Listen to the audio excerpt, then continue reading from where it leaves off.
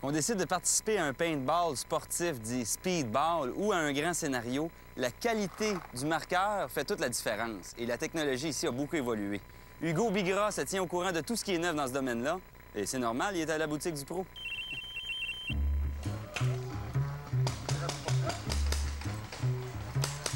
Au premier coup d'œil, les marqueurs qui sont utilisés par les joueurs récréatifs et les sportifs sont passablement différents. Mais les grands principes sont les mêmes. Le marqueur sert à propulser les billes grâce à un gaz. Ça peut être de l'air comprimé ou du nitrogène, les deux contenus dans une bouteille. Le chargement des billes se fait manuellement. Voici comment fonctionne un marqueur semi-automatique.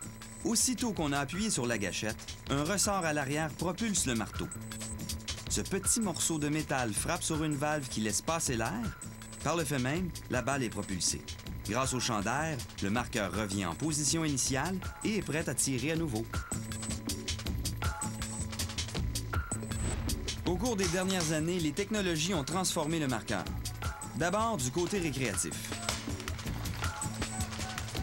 Si on veut un modèle un peu plus évolué ou plus performant, là, on va se tourner vers quoi, là? On va parler du Tipman A5. Dans le Tipman A5, qu'est-ce qu'il y a de bon de ce marqueur de base? C'est que comparativement au Tipman 98, les balles sont chambrées à gravité dans le Tipman 98. Et le A5, c'est un cyclone. C'est un système d'hélice qui, à toutes les fois que tu tires, va faire rechambrer une balle dans ton marqueur, puis ensuite la propulser. Donc, à toutes les fois qu'on tirait sur la gâchette, il y a un retour d'air qui va se faire pour aller chambrer une balle. Donc, avec le cyclone, la manière qu'on vient de le voir, on était chambré une balle. Donc, à toutes les balles qu'on va tirer, il y a toujours un coup qui va se donner comme ça. Ça permet de tirer combien de balles à la seconde, voir? Si on parle d'une poignée électronique, on va aller jusqu'à 30 balles secondes actuellement qui se fait sur le marché. Le marqueur, côté mécanique, va être capable d'en donner assurément 15.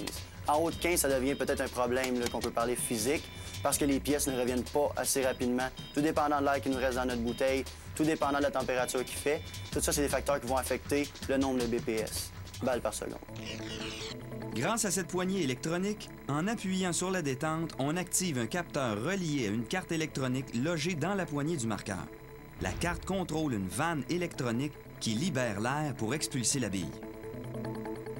Puis il y a différents modes de tir aussi. On parle pas juste de semi-automatique, on parle de 3 coups à la fois, 6 coups à la fois, full automatique.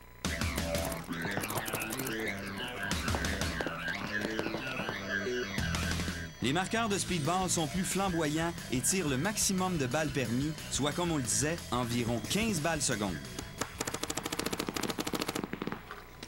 On peut tirer l'ennemi plus facilement.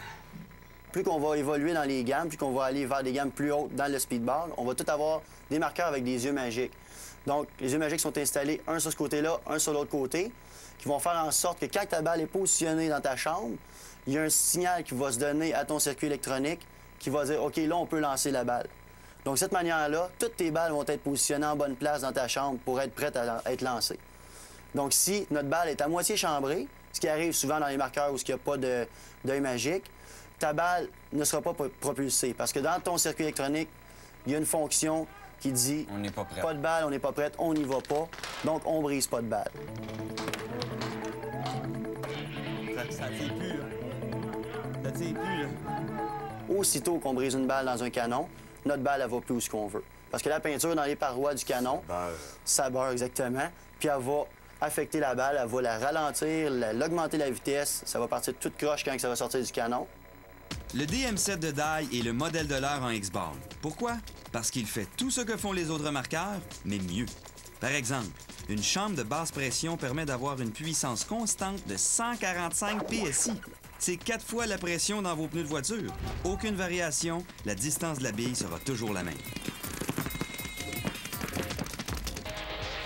Ces petites billes-là sont pleines de peinture de différentes couleurs. Ça peut avoir l'air assez ordinaire, là, mais il y a deux faits qui rendent ces billes-là très intéressantes. Premièrement, l'un des plus grands fabricants de billes de paintball est ici au Québec, à Montréal. Et deuxièmement, aussi petites qu'elles puissent être, ces petites billes-là sont remplies d'avancées technologiques.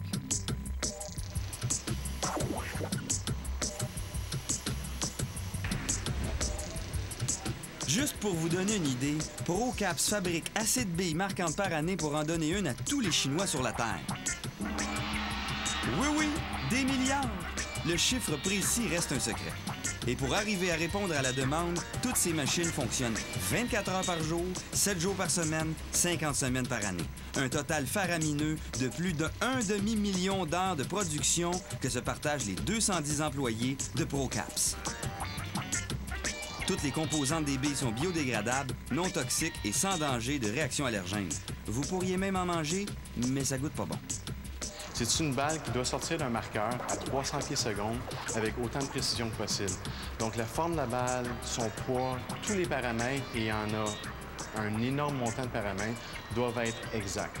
Pour ce qui est du procédé d'encapsulation, ça commence, bien entendu, avec la formation d'un ruban de gélatine, et puis qui va se faire encapsuler, qui va se faire remplir par un jet de peinture, en même temps que de se faire couper et sortir sur un convoyeur pour se faire pré-sécher et puis par après se faire sécher et refermer pendant une longue durée de temps. Vous voulez une balle brune et rose avec votre nom écrit dessus? Pas de problème pour ProCaps.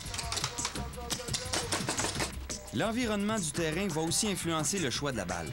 ProCaps change sa recette secrète de la viscosité de la peinture, l'épaisseur et la composition de l'enveloppe selon la température lors du match. Suffit pour les joueurs de faire le bon choix. Un terrain intérieur en Alaska n'aura pas les mêmes paramètres qu'un terrain intérieur en Arizona. Donc, des fois, il y a des changements de formule qui peuvent être approchés. Et puis, en gardant quand même une formule générale pour la plupart des balles de peinture, on a toujours quelque chose à découvrir. On est toujours en train de percer d'autres marchés. Et puis, ça veut dire qu'il y aura toujours un environnement qu'on n'aura pas essayé. On n'a pas encore vendu de balles au Sahara. Au retour de la pause, on vous parle d'un système semblable au paintball, mais qui a été adapté aux besoins particuliers des policiers et des militaires. Mais juste avant, j'ai une petite question pour vous occuper l'esprit. À quelle vitesse croyez-vous qu'une bille de paintball sort du canon du marqueur? La réponse pendant la pause.